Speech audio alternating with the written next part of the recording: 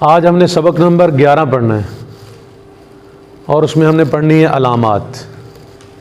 پہلے ہم نے پڑھی تھی حرکات، اب ہم کیا پڑھ رہے ہیں؟ علامات کی کل تعداد 4 ہے۔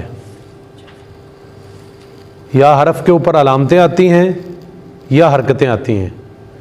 حرکتیں زبر کی ہیں، زیر کی ہیں، پیش کی ہیں، کھڑا زبر ہے، کھڑی زیر ہے، الٹا پیش ہے، 2 زبر ہے، 2 زیر اور 2 پیش ہے۔ علامتوں میں ایک جزم کی علامت ہے اور دوسری شد کی علامت ہے اور تیسری بڑی مد کی اور چوتھی چھوٹی مد کی، 4 علامتیں ہیں۔ تو آج ہم علامات میں سے جزم کا بیان پڑھیں گے۔ جزم کو سکون بھی کہتے ہیں، ساکن بھی کہتے ہیں، سکون بھی کہتے ہیں، ٹھیک ہے؟ جس حرف پر جزم آ جائے اسے کہتے ہیں کہ یہ لفظ ساکن ہے۔ جزم کی سب سے پہلے ہم نے شکل دیکھنی ہے کہ اس کی کیا شکل ہے۔ تو جزم دیکھنے کے اعتبار سے یہ شکل ہے اس کی، اور اگر ہم اس کو ہاتھ کے ساتھ بنائیں تو یہ شکل بنتی ہے۔ بنائیں اس طرح، یہ شکل اس کی بنتی ہے ہاتھ کے ساتھ، یہ جزم کی علامت ہے۔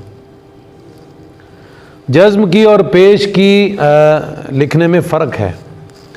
پیش اس کا جو لکھنے کا انداز ہے یہاں سے گول ملا ہوا ہوتا ہے، لیکن یہ اس طرح سے کھلا ہوتا ہے۔ اس کی آواز ہم نے سیکھنی ہے تو سب سے پہلے یہ ذہن میں رکھیں، جزم کی اپنی کوئی آواز نہیں ہوتی۔ جزم کی اپنی کوئی آواز نہیں ہوتی، اور یہ اپنے سے پچھلے حرف کا محتاج ہوتا ہے۔ جو پچھلا حرف ہے اس سے مدد مانگتا ہے، اگر پچھلا حرف اس کی مدد کرے تو پھر یہ اس کے ساتھ مل کر آواز دیتا ہے، ادروائز اس کی کوئی اپنی آواز نہیں ہوتی۔ تو میں کیمرے کے سامنے ایک سٹوری کروں گا، ناظرین اس کی طرف دیکھیں گے کہ اس میں دیکھیں آپ، جو پہلے نمبر پر جھولے بنے ہوئے ہیں اس کے اندر ایک جھولے پر حمزہ بیٹھا ہوا ہے اور ایک جھولے پر میم بیٹھا ہوا ہے۔ حمزہ اور میم دونوں پارک میں جھولا جھول رہے تھے۔ اس تصویر سے آپ اندازہ کریں کہ دونوں بھائی آپس میں پارک میں جھولا جھول رہے تھے۔ اور اس کے بعد دوسری تصویر کی طرف آئیں تو حمزہ اپنی جگہ پہ جھولے لے رہا ہے اور میم جھولے سے گر چکا ہے۔ میم جھولے سے گر چکا ہے، تو اب گرنے کی وجہ سے اس کی ٹوپی ٹیڑھی ہو گئی۔ اس نے اپنے بھائی حمزہ کو، میم نے اپنے بھائی حمزہ کو مدد کے لیے بلایا، تو حمزہ جو ہے وہ مدد کرنے کے لیے، میم کی مدد کرنے کے لیے آیا۔ اور تیسری شکل میں آپ دیکھیں، تیسرے جھولے میں آپ دیکھیں تو حمزہ اور میم دونوں ایک جھولے پر بیٹھ کر جھولا لے رہے ہیں۔ جب اس نے مدد کی تو دونوں مل کر، ایک ساتھ مل کر جھولا لینے لگے۔ اس کا مطلب ہے کہ جو ٹوپی ٹیڑھی ہوئی ہے وہ جزم کی علامت ہے، اور جزم کی علامت اس وقت تک اپنی آواز نہیں دے سکتی جب تک اس سے پچھلا حرف اس سے کوئی اور چیز مدد نہ کرے۔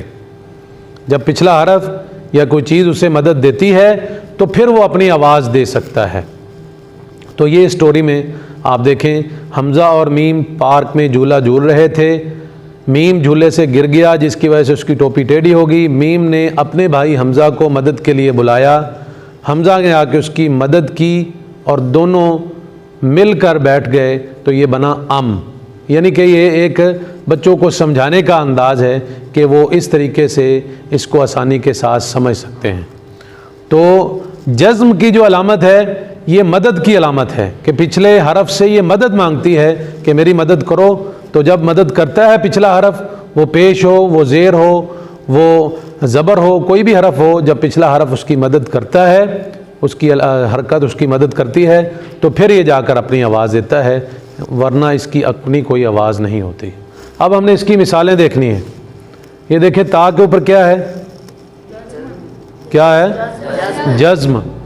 اور جزم پچھلے والے حرف کی مدد چاہتی ہے، محتاج ہے۔ جب تک پچھلا حرف اس کی حرکت اس کی مدد نہیں کرے گی اس وقت تک یہ اپنی آواز نہیں دے سکتی۔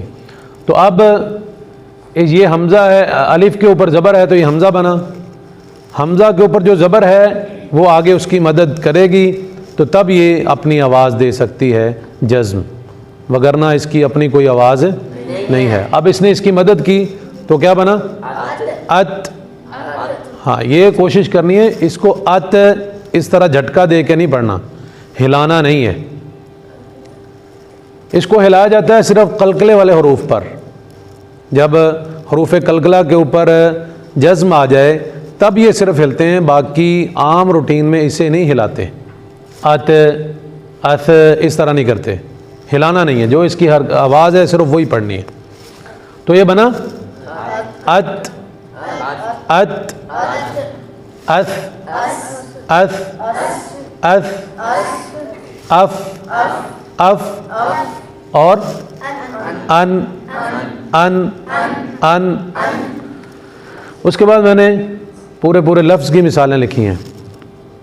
नुज़रन, देखें इसको, नुज़रन ऐसे नहीं पढ़ना, नुज़रन। बाद लोग ऐसे पढ़ते हैं, तो इसके ऊपर कलकला नहीं करना, इसे हिलाना नहीं है। नुज़रन कसन, ये तो हमज़ा की आवाज़ ही झटके वाली है, वगरना इसको कोई झटका वगैरह नहीं देते जज्म को। ये उसकी आवाज़ ऐसी है कि झटका, हमज़ा की अपनी आवाज़ है। कसन मुक्सिन, मुक्सिन, इसको मुक्सिन ऐसे नहीं पढ़ना, मुक्सिन। और मुमिन, मुमिन, मुमिन।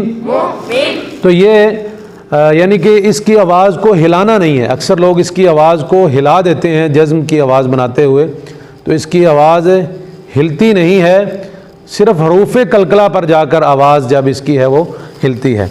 रा साकिन हो, ये कायदा यहाँ पे पढ़ना ज़रूरी है। जब फिर कलकले के हम बयान पढ़ेंगे उसमें हम मज़ीद इसका कलकला पढ़ लेंगे कि साकिन, अगर हरूफ कलकला साकिन हो तो उन पर कलकला होता है, कलकला किस अंदाज से होता है, उसकी तारीफ़ क्या है, वो अलग से पढ़ेंगे। अब क्योंकि हम ये पढ़ रहे हैं तो रा का कायदा हम इसके दरमियान में पढ़ेंगे कि अगर रा के ऊपर जज्म आ जाए तो उस सूरत में क्या रा को बुर्द पढ़ते हैं या रा को बारीक करते हैं। तो ये जहन में रखें कि अगर रा साकिन है तो उससे पिछले हरफ को देखा जाएगा। पहले हमने रा का कायदा पढ़ा था, रा के ऊपर ज़बर पेश हो तो रा मोटा होगा, अगर रा के नीचे ज़ेर हो तो रा बारीक होगा। अब वही कायदा हमने रा साकिन का पढ़ना है। अगर रा साकिन हो यानी उसके ऊपर जज्म हो तो उससे पिछले हरफ को देखेंगे। अगर उससे पिछला हरफ ज़बर या पेश वाला है तो रा मोटा पढ़ा जाएगा, पुर पढ़ा जाएगा, रा मोटा पढ़ा जाएगा। अगर उससे पिछले हरफ के नीचे ज़ेर हो तो रा बारीक पढ़ा जाएगा। ये रा साकिन का कायदा है।